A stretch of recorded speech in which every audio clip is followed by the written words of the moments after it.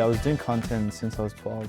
Well, I posted my first YouTube video when I was 12. That's so cool. Yeah, funny story behind it though. Yeah, because we moved here. Because I know you've been here for. Were you born here? No, I was born there. I came here when I was 7. But Yeah, I came here when I was 39 years. 11. Oh, so wow. From Persia. From Iran, yeah, Iran, of yeah. course, So yeah. coming here, didn't have like you don't just make friends like that. English wasn't my first language too, so that didn't help. But I'm like, what could I help? couldn't speak when I got here. No, so I had to learn as well. Yeah. So I'm like, what ways can you make friends? I started posting stuff online to like get attention. That's really beautiful. Yeah, Should we film all this? Oh, is it recording? Oh, yeah. Perfect. We're going straight in. This was completely connected. Yeah, so it started as a kind of a way for me to get by, after school. That's what I did, because you don't just, you would know this. You don't just make. It's hard, friends man. like I was a bully. I started beating people up when I first got here. Oh, yeah. I was getting bullied. Sure. Now he's made his karma. Dan, what do you think most real estate businesses get wrong about marketing themselves online? Good question. It's funny because I feel like 98% of them actually get the same thing wrong. 98%. Very specific, isn't it? It was a lot of them. 98, 90. I mean, most businesses I work with, I actually haven't been into a business. Actually, no, one of them, Kevin from Ray White Cheltenham, based Shout out to yeah. Kev Chuck. Yeah, Hey, yeah. Chuck. Okay. So Kev's been a guest on our show as well. Yeah, so he gets it right. But I think most businesses I've worked with, they focus on properties instead of branding, like listings, where, we are in a people business, right? So I get it, you sell properties, but you actually sell it through someone. It's like, I think most businesses, their whole focus is just listings, property. That's it. Where I feel like their focus should be on branding. And I think there's a huge gap there where like someone like Kevin does it really well. On top of my mind. So you think they're getting it wrong by purely just showcasing the houses as opposed to showcasing their personalities? Is that what you're getting at? Yeah. There's no niche. They don't like, what's your customer DNA? Like, who are your customers? They don't even know. Most people it's just vendors, sellers, but like actually understanding who your owners are. Sorry, but so if you were going to start your own real estate brand today, or you go back, I know you were in real estate once day, so if you went back into real estate and you had to start from scratch with your brand and your social media presence, what would you do? If I had to, with the knowledge I've got right now, I would first identify my own niche, and then identify my audience, so like actually who my customers are, and then I would just be myself, add a personality to it, because I feel like a lot of people try to copy other people as well. You would see that a lot as well if you guys are on socials. It's not genuine, you can tell. It's not, people like, it's funny because like some people say, oh yeah, just be yourself. Like I get that feedback, like, people give that advice to other people, just be yourself with other stuff. They don't realize the same thing applies in social media, especially with content, especially now with like AI, all that stuff. There's a lot of fake content out there, right? People are desperate for real connection. Authenticity. They're desperate for that emotional connection, right? Like social media, it's funny because another one is I see a lot of business owners invest a lot of money on branding outside of social media, being on billboards or... You don't think that works anymore? I think it does. I mean, yeah, marketing is marketing, right? But if they spend the same amount of time or money or, investment on social media, I think they'll get more out of it. Because the way I look at social media, it's like, I call it ultimate leverage, right? Ultimate leverage. Yeah, so it's funny because I was in real estate, right? I used to door knock, cold call. I know how it works, auction campaigns, you name it, right? There's a certain time at like 7 p.m., 8 p.m, you can't really door knock. If you door knock, you probably people will tell you. Dropped in someone's dinner. Yeah. Can you call someone at 9:30, 10 p.m. at night time? No, most people don't. At least the agents I've seen, and it's a bit, rude. They might be asleep. You don't know, right? It's an invasion of privacy as well, to some extent. Isn't So it? how do you not invade that privacy? Yeah. There's only one, I guess. If you want to market yourself 24/7, would be through social media. Correct. Because most people are on their phones. Most people have I mean, that's the thing. Most people are so busy with work and life, and when they get home, you know, they go on social media for entertainment, that connection. And then, you know, at 9 p.m., 10 p.m., when I'm in bed, I'm most likely on my phone as well, right? Same with you guys, maybe. And that's when, you know, you can, if you're marketing yourself, you're using that leverage, you can pop up on someone's social. That's why I call it ultimate leverage, because it's a 24/7 thing, right? It's, the more content you have out there as well, the more exposure you get. It's crazy, because when I was doing my own personal brand, I started posting 3-4 times a day. It was a bit excessive, but I really wanted to go big on it. And then it got to the stage where when I have Do 3, it 4, help? Like, do you reckon posting multiple times a day, or as opposed to once a day or a few times a week? Like, is there a formula to it? there is. So depends on your content, right? So you can post 3-4 times a day of great content, and then there's 3-4 times a day of just, you know, not so great, I guess, let's just say. Because there's, you know, people feel like it's just luck as well. You just get lucky. You know, people that are really famous online, they're just lucky. But it depends what platform you're posting on as well, right, Daniel? So if we're to look at 2025, TikTok's really where I see these videos going viral. Yeah. Can you talk us through what different platforms are more beneficial? Is Instagram more beneficial for personal branding? Is TikTok better to go viral? Like, where should people be posting? Where should agents be posting? This is a great question. It's a good question, because I remember I asked the same question from my TikTok rep a couple of years ago. Because I've been fortunate to work with these platforms, like as a brand, like, you know, TikTok. I worked with them alongside of them with campaigns and stuff. So they asked the same question actually from them. His name was Jaden, and he said you should post on every single platform. But different content, right? You can't. What you Yeah, post you on can't. Instagram, Yeah, it needs different to be more content, polished, and but like, TikTok's a bit more but like that's the thing though. If you're gonna do something, just do it right. Yeah. So, you know, you can actually make content though. Saying that though, you can make content that can go on TikTok and also Instagram. Doesn't mean, you know, but you can post different contents. Yeah, TikTok right now, it's, you know, everyone's getting on it now. Where I feel like people should have gotten it years ago, to be honest. Instagram, really great one as well. Facebook. Some people feel like Facebook's not that, you know, not that active anymore, but, you know, there's a lot of like online users still. The stats say otherwise. YouTube Shorts, even YouTube. There's, you know, depending on the market you are, it could be Redbook as well. Redbook. Yeah. I've never even heard of Redbook. You know, in the Glen area, or like a lot of the Asian community use that. Yeah. There's a lot of platforms out there. Yeah. You just got to do it all, in my opinion, right? And from personal experience, this is a case study, I guess, on my brand. I posted a content on TikTok, went great. I think got 1 million views, which is all right. That's a decent amount, right? I posted the same content on YouTube Great Shorts. views, million views. Yes, Yeah. yeah. I posted the same content on YouTube Shorts, 10 million views. Wow. Wow. How long did it take? 5 minutes to upload the same content. So you can actually create the same content. You can upload the same content. If you, there's a, I guess not a secret, but, you know, when was it, 3-4 years ago, I sat down in a room with 20 other creators in Australia, top creators. And then their question was, we got told to rate the last 10 videos we've done based on these 5 key factors: likes, comments, average views, and then shares, and then saves. And then they told us to just do the numbers and rate like why you think one of your videos got more you know, views than the other one, more likes than the other one. And then I rated mine, and it turned out, so my best performing video ticked all 5 boxes in terms of the idea behind the video was great. Because if a video doesn't get a lot of likes, it's most likely because the idea, your idea wasn't so great, I guess you could say.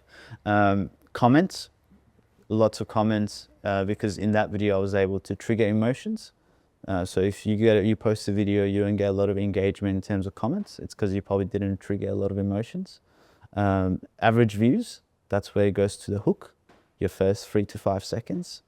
And then shares. With that one, it's if your content's really relatable, people share your content. If it's relatable. But then do you need a niche? Like, how do you, if you're let's say hypothetically you're an agent that's selling in a luxury market, right? You're not going to be overly relatable to the general public. So do you need your own niche? Do you need something that You differentiates can make it relatable though. It depends on your content though. You know, add emotion to it. You know, be yourself. Yeah, I get it. Not all those properties are targeted for everyone. But at the same time, Influential people want to aspire to that. So yeah. people probably watched that more than, you know. Yeah, they like that. The real question is, how do you become viral? How do you go viral on social media without She must know also... how to get the million views like you. Yeah, it's but a funny one. without sort of like, there's also a fine line between then disrupting your personal brand and becoming someone that's, you know, I guess there's conflict. You know what I mean? Whenever anything goes viral, there's always a lot of haters, there's always a lot of lovers. And it can be... That's always the case. Always the case. But say you're working for an agency, right? Say you're working under the Ray White umbrella, but you're wanting to have a personal brand. Couldn't that impact the larger brand if you do something wrong? Like, how do you create a niche? How do you continuously create content that's relatable, but also, I guess, within the guidelines of the brand that you're working in? Do you know what I'm saying? I know what you say. I think, and I'm not going to answer the question for you, but my view on it is that the three of us, we have a niche. We target real estate agents. You are a social media expert for real estate agents. Yeah. Most of your clients are real estate. I'm a lawyer for real estate agents. Yeah. We have, you're a recruiter for real estate agents. We have our niche. It's not all we do. We've all got clients in other sectors, other industries, but predominantly real estate. We've created this niche from what we do. Most of your social media posts are about real estate agents, as are mine. And most of your clients are real estate agents. So I think we do it, and that's what probably a secret to our success is. From a real estate agent's point of view, how do they create a niche? It's probably more of your question than me. Creating a niche, I mean, having a niche, it's really important, because if you don't have a niche, you're just blending. You're just same as everyone else, right? I call it shotgun and sniper. If you have a niche, like you're sniper, you know who your target audience is, you can get Speak them. to them. That's why it's really important to actually, for everyone, and it's not hard as well, like, you know, especially with AI around, ChatGPT and stuff, people can always search this stuff up. Customer DNA. When I say that, it's really important to know, I know who my customer DNA, like who my customers are, which are business owners and in real estate, so directors. You know, I type it out, who they are, age group even, you know, their problems, how I can solve the problems, stuff like this. Like, you actually understanding your audience, that help as well, because you can make content for that audience. Because, you know, you can't just market, I mean, you got to market for someone. Like, you know, when I was doing my personal brand, it was gaming, so I was marketing towards gamers. You can't just market towards everyone. But, you know, everyone might see it still when you really do blow up. But yeah, so I guess, if you're a real estate agent and you want to create a niche, what would that be? How do you look for your niche? How would you? Is it knowing who you are to then really, like, your personal brand is you? Honestly, it's like realizing, you know, especially real estate agents, their clients choose real estate agents because they probably like that person. And then they just tend to, sometimes online, they feel like they can't be themselves. But like in my head, I'm like, you know, if someone wants to work with you, if I want to work with you, X, I want to work with you because of you. So you should be like you online as well. You shouldn't be anyone else. Don't put a facade on.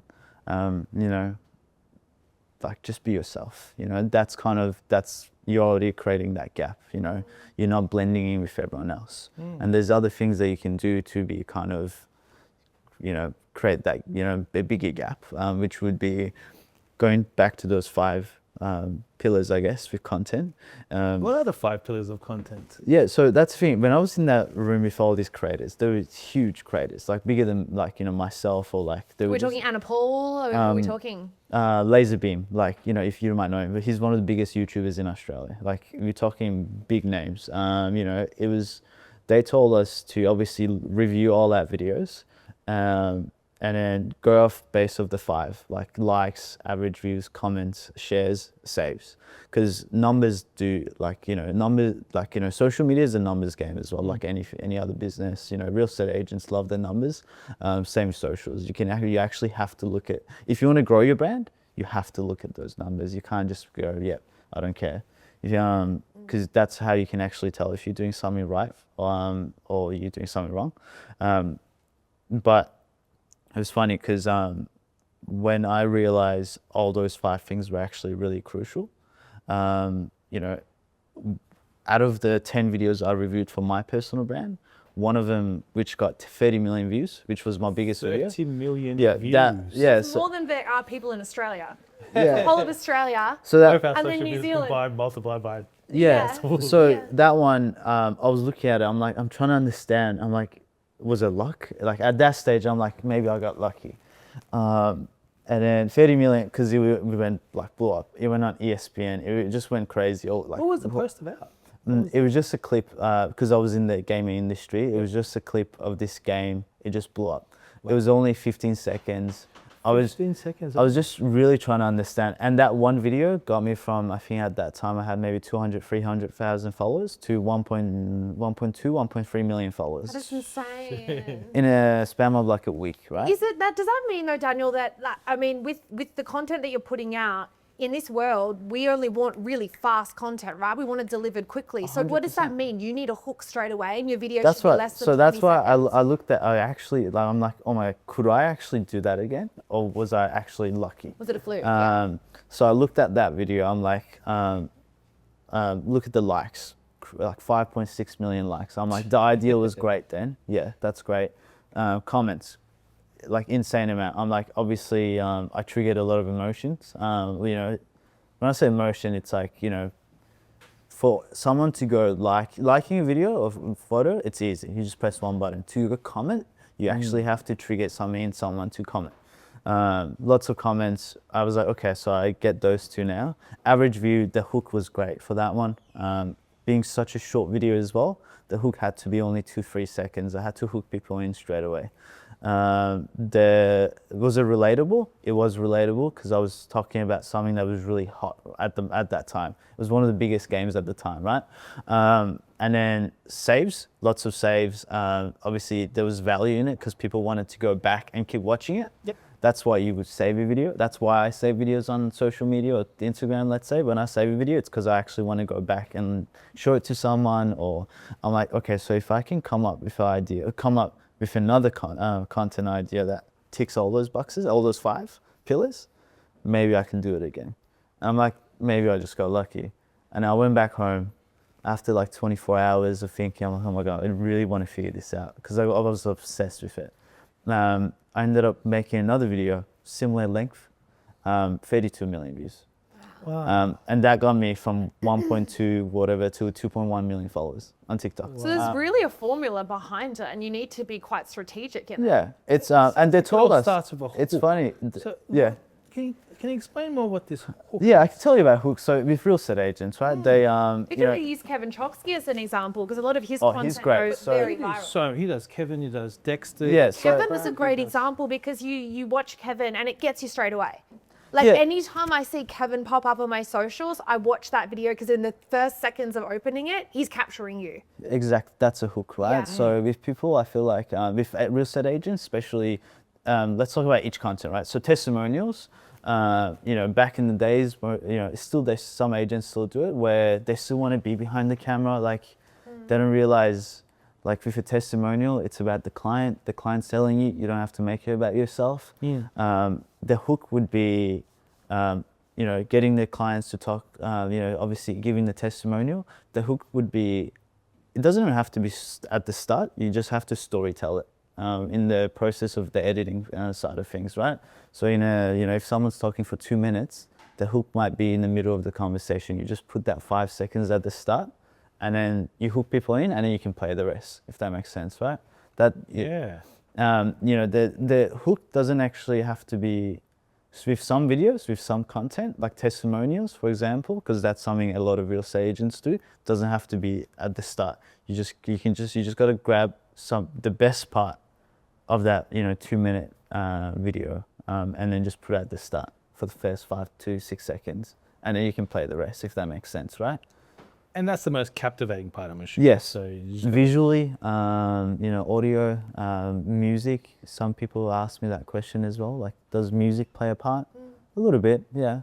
It evokes emotion if it's the right music, right? And that was one of the 5 pillars, right? Evoke emotion. Emotion, right? Yeah. It's crazy because when with all those creators, they told us they're like, if you can like tick all those 5, you're guaranteed you like a video that would generate decent amount of views, decent likes. They're Let's like, give it a go, Rab. So, sorry, this Yeah. is more for me now than anything else. Yeah, I The knew he was five, gonna make it about him. the 5. I got one of my assistants here. Please take notes. Hook. So, what is this 5 pillars? First is hook. Hook. so it's so coming up with a good idea first. It's an idea, the concept, Yep. triggering emotion, Okay. and then hook. Yep. And then it's how relatable it is, and then how much value you add in that content.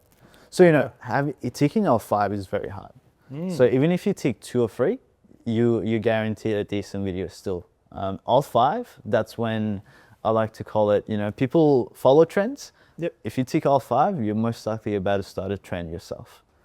Sometimes, because if you're coming up with this great idea that adds a lot of value, that's relatable, that's triggering all these emotions, then you're about to start a trend, which is, being a trend starter is something that, people follow trends. If you start a trend, that's where you are. It's a different level. It's a whole But different Daniel, league. Agents are not liked. Like, we know this. Like, the general public severely dislike real estate agents. They find them slimy and, I see it go viral on TikTok all the time, the slimy agent or the parody videos that they create about being an agent. Do you think that as an agent in 2025, your content should be less polished, more relatable?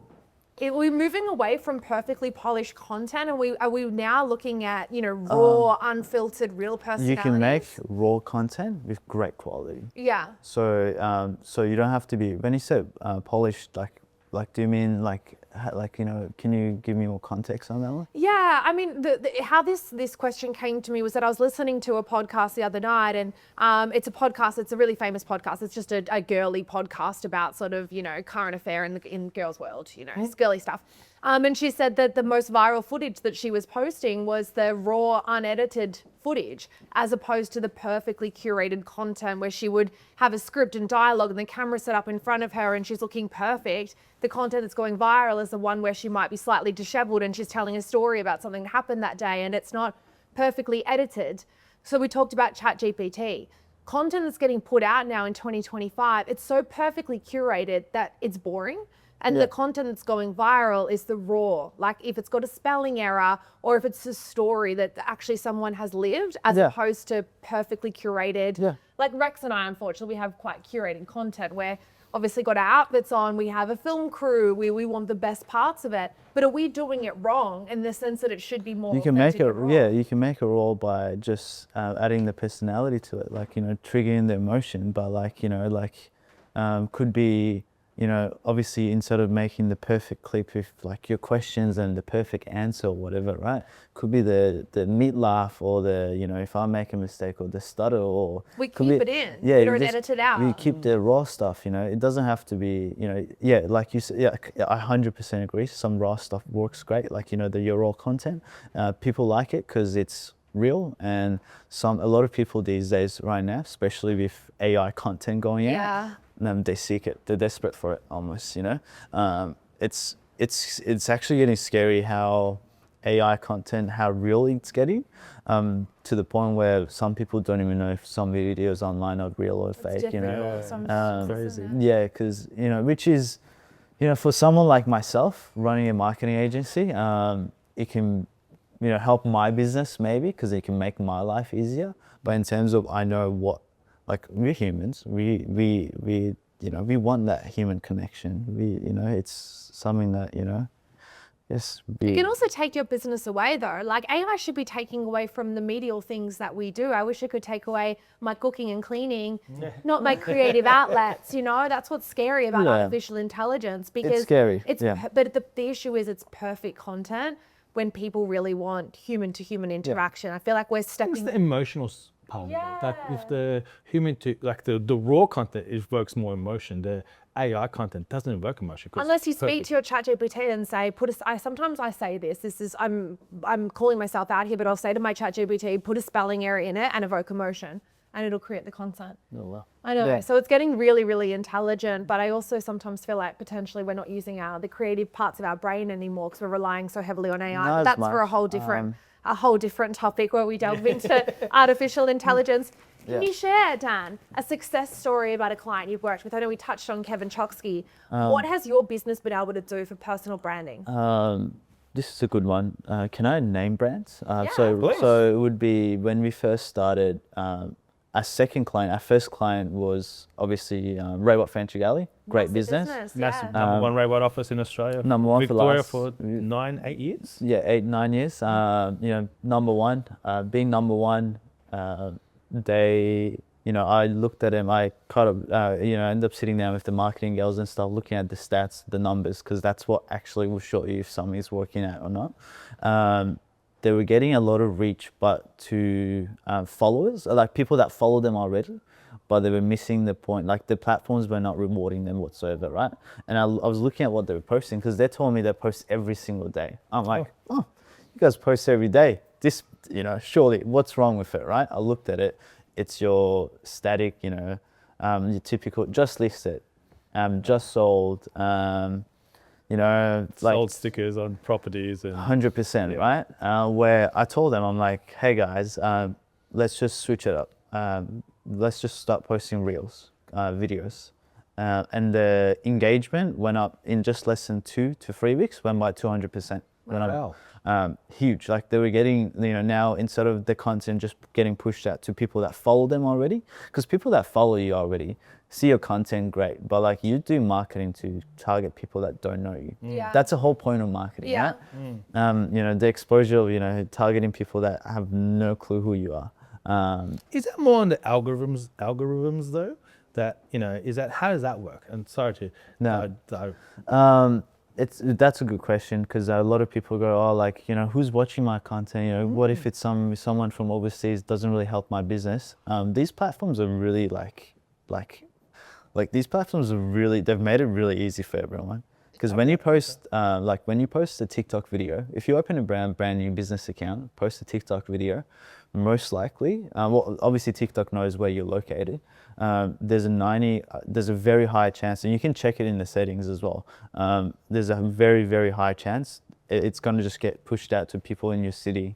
And then maybe the other cities, but it'll be in the same country almost, right? Okay. And then, as when you get bigger and bigger, it gets to a point where it kind of has to get pushed out to other, outer, countries as well. But like with real estate content, especially, I know, when we started working for that office, it was getting pushed out to everyone in Melbourne, Sydney, Brisbane. It was everyone, Melbourne was the main one, Victoria. And then you can just check that. Because, when people go, oh, what if, there's a lot of what ifs, but there's a lot of stats that prove that it actually does work. And that's how it works, right?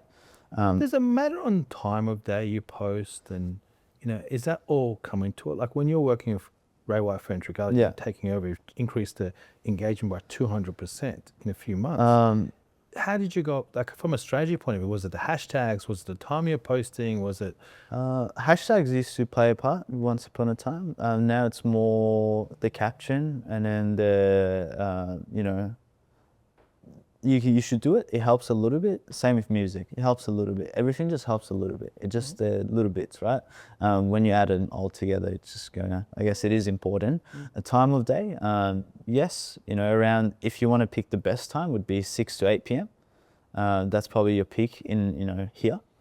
But what happens if you post at 12 p.m? It won't if your content's great. If you hit those 5 pillars, you'll be fine. I guess it will go viral anyway. Regardless, right? So Yeah. it doesn't really matter. I don't want people to go, oh yeah, my content's not going viral because I'm not posting at 6 p.m. No, that's not the case. Okay. Does it help? Yes, it helps. Because most, the first initial, because how it works with these platforms, when you post a video, they push it out to 300-400 people. And then if the engagement's decent, they go, oh, okay, so this is a solid content. Let's push it out to more. And it just keeps pushing out to more and more. But if you realize your video got 400 views and it's stuck there, it's because the platform went, no, the engagement, it didn't hit those, I guess the 5 pillars, right? Oh. Yeah.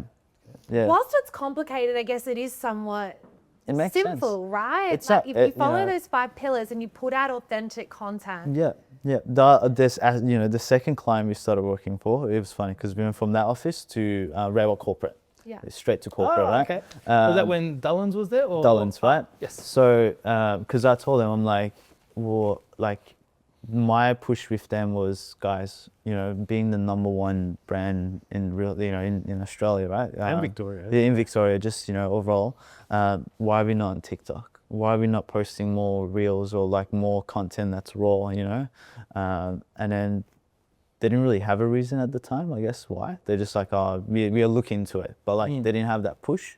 Where I came and pushed it. Dullins helped as well. Like every other franchise followed suit not long Yeah. after. Well, yeah. I think it's and- changed since Dom's taken over as CEO. I think there's been a lot more. But gone are the days where the corporate office is this like unknown, place that's just where it's closed doors. It's gone.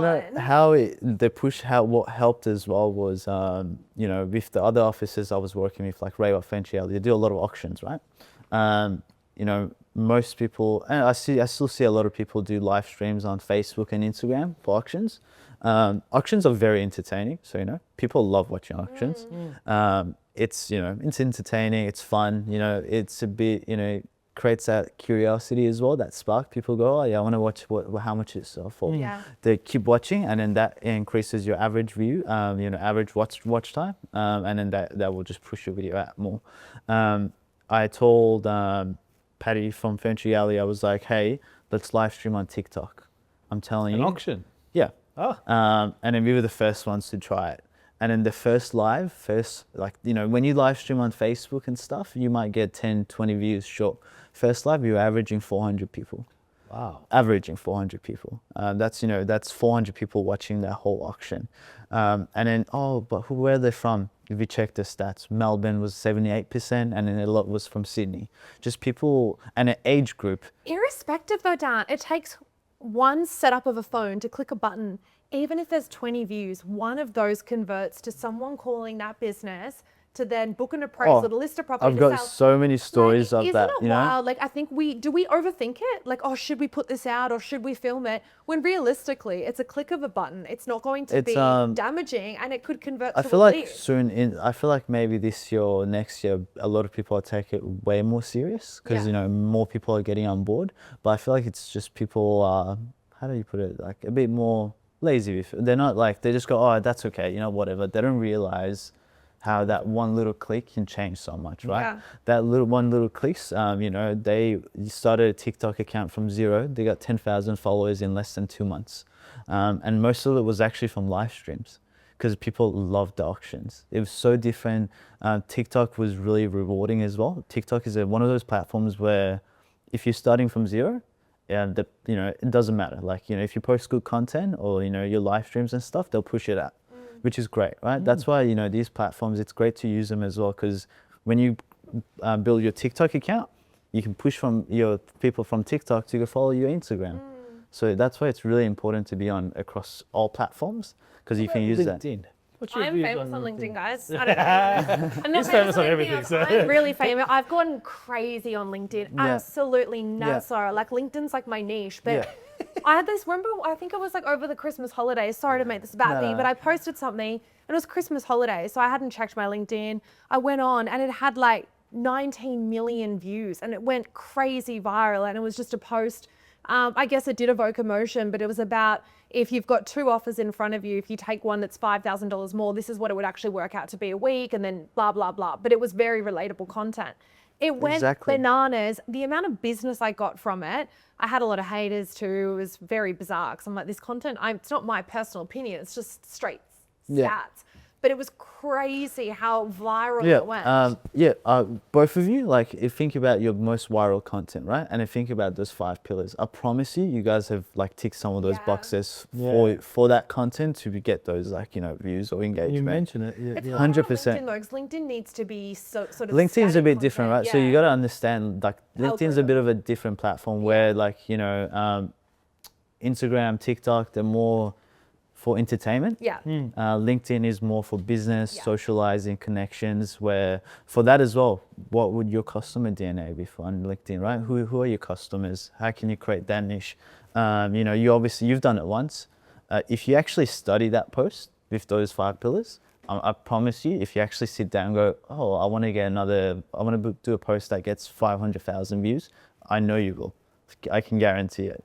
You just got to think of a good idea. Oh, I've done it. I've done it like 7, 8 times since. But I there you used go. that as the sort of, exactly like what you said. I didn't know about the 5 pillars, but I was like, okay, this is how I did this. It was content that was relatable, but also slightly controversial, and it evoked so many emotions in people, because Yeah. people were in the comments arguing about the cost of living crisis. They were arguing about Australian salaries, average salaries, and those You people triggered from emotions. the US and the UK, and then they started debating about the differences in healthcare in Australia. Yeah. Like, it triggered so many different emotions, and it was incredible because the content wasn't my personal opinion. Like I said, it was straight fact, but it evoked so many Yeah, emotions. and then with social media as well, this is just across the board for everyone. You know, when you get something like that blow up, you'll always get a lot of love, but you also will get haters too. TikTok is so mean. TikTok is so nuts. That's the thing though. You got like creators where you know, I don't know if you guys know them, like Mr. Beast, like one of the biggest YouTubers. You know, he's the biggest. He does a lot of stuff where he helps people, builds villages. Like he gives back a lot. He still gets hate. Yeah. Like, How do you deal with haters? Your view? Just ignore it? Or? just ignore it. I Fuck mean, back. like, and I Engage. How understand. How sad must that- you be? Yeah, Have like- you ever written a nasty comment on someone's content? No, that's the Have you? thing. Oh, you have? I was going to say, imagine this kind of person you must be. Cut that out. Put that in Don't there. cut it out. Like, imagine to be what kind Hey, of raw person content, you right? must be. Devotion, so like stuff you. Yeah. So wild. Well, that's the thing though. Like, you know, with some of the hate, because there are people that they just hate for absolutely no reason. Yeah, they're too. just It's just angry. if you, they're just, you know, if anything, I just feel bad for them. Same. You know, because But I think mine was around Dan Andrews stuff back in the lockdown and some pro Dan Andrews comments, and I was like, no, he's ruined the stuff. And I think it's more like when people just post for the sake, like just write nasty stuff. Like when I posted stuff from Real Estate Renovators, like people have something to say about our outfits, or you know, it's just outrageous stuff, and it's hurtful though. But I guess you just got to make it bigger than you, right? Your purpose of putting the content out is just to you know, build business. the way I looked at it was, you know, like my biggest video ever had 5-point-something million likes, and then there was maybe 5,000 negative comments. 5,000. negative comments. Yeah, Wow. that's a lot, right? But I look at it as 5 million people. Those negative comments don't like the videos, by the way. People that don't like your content, they don't like it. They just put mean comments. I had 5 million people like it. Yeah. Yeah. Compared to 5,000, Wow. that's It is nothing, what it right? is. Like that's my mentality around it, right? So just kind of I call them out when people leave negative comments. I call them out. Don't, that's what they want, right? well, Of course, there's been one of recently when I put a post about negative people. Like, you shouldn't. It's, you put it out there, just ignore it. But then someone kept putting comments on it, and I engaged with him. Block And I him. looked in his LinkedIn, and he was like, he's done 0 comments, 0 posts in his life. And if you look at comments, all he does is put negative comments on people. So I called him out on it. He just blocked me out and took his comments away. He just yeah, that's the thing. Just report him, ignore him, just focus on you. You know, like Haters gonna hate, potatoes yeah, gonna like hate. you know that energy. Just put it towards you know, thinking of your next great. I didn't get content, upset, right? but I kind of got happy by it to call But him yeah, out. but going back to Ray Watt Corporate, so how you know we actually got them on board was when we were doing these TikTok live streams. They were like, there was one TikTok live stream, we had like average of 3,000-4,000 views, and then it's funny because straight after that one, the auctioneer is great as well. The auctioneer got a text from some of the viewers. Like, oh my God, I live in Sydney. I know you're in Melbourne, but if I ever wanted to sell my house, I wish you could call it. Like, you know, and you actually, there's that, they're Word not, of mouth spreads as well. yeah, right? like people, and then how, you know, corporate was like, oh, maybe we should actually look at this was someone really close to Dan White saw it. And then they're like, oh, like you guys are live streaming on TikTok to Dollins. And they're like, oh, that's these guys, you know, they're trying to get us on board and stuff. And that's how we actually got it. That's the thing. By just live streaming, you know, it goes around. Someone like, You don't know what opportunities come yeah, from like social. it's, it's real, like the views, the numbers, it's real, these platforms made it so easy as well. You can see where they're from, maybe not suburb wise, you can see the city though, you can see, age group as well. Most people, like on average, average viewers was around 33 on TikTok. Where most people used to turn around and say, TikTok is for kids. I don't want to be on TikTok. It started that way in the pandemic because of obviously the dancing videos, but it quickly progressed into an incredible platform. Yeah. Dan, sorry, Rexy? I was going to talk about with your clients and the like, not just creating content. Do you promote it through social media? Like, do you do paid advertising and the like? Paid advertising, it's actually great. Like, I don't like, I feel like natural content, you can get, you got 19 million views naturally. I don't think you spend any money on it, right? You don't need it, but paid advertising, it works really well if you do it right. So through paid advertising, if I was a real estate agent, if I get back into that industry, I would do a lot of paid advertising because you can actually use that ultimate leverage to target people in certain areas too.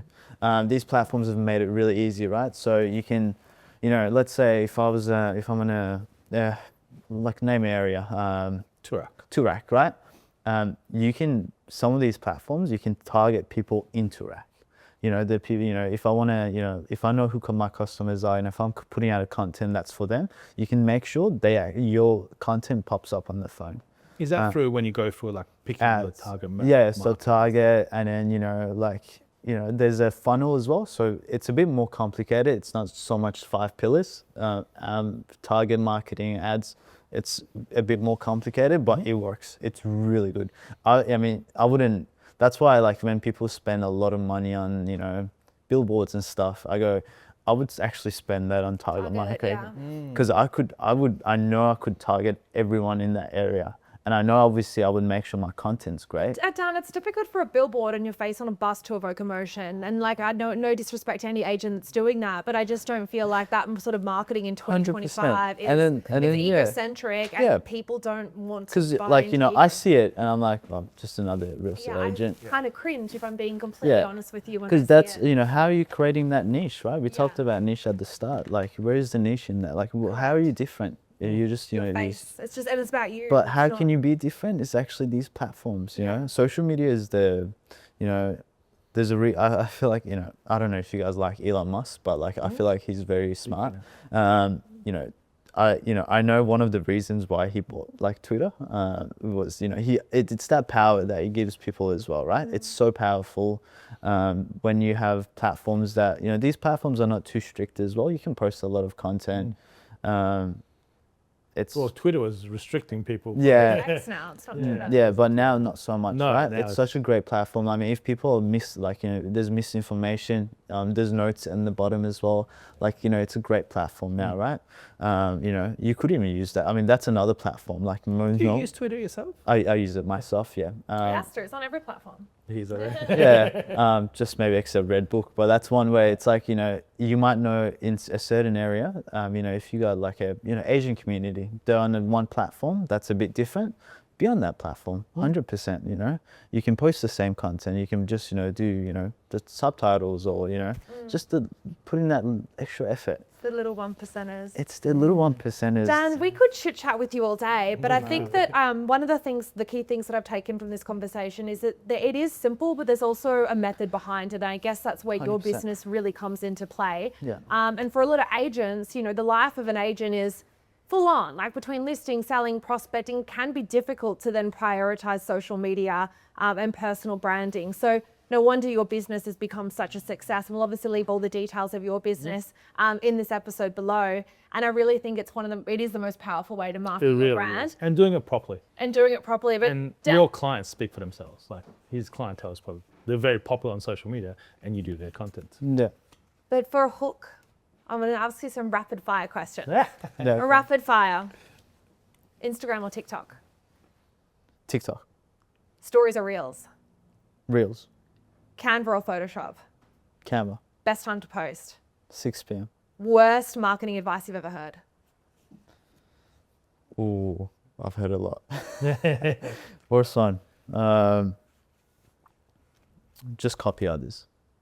Nice. Yeah, I hear that a lot. Then you know, it's you can get an idea from someone, but you still want to be different. You know, In a There's- world that's saturated with content, like you know, your thing is to be as a different. content creator back in the days myself, I saw other creators because it's good to know what other people are doing as well. As a real estate agent, that's another tip would be you should actually see what your competitors are doing as well. Not so much to copy them, but you might see a great idea and you might go, you know what, I can do it better. And that's how I used to run my own personal brand. I used to see great videos and I used to go, how can I make that better? How can I be better? Yeah, so Don't reinvent the wheel, just sharpen it up a little just bit. be yourself. Awesome. Yeah, be Dan, yourself. thank you so much for guys. being I a part of appreciate it. this. That's We okay. look forward to seeing this content go viral. Yes. We'll see you on the next episode of Real Estate Renovators. Thanks, Bye. guys.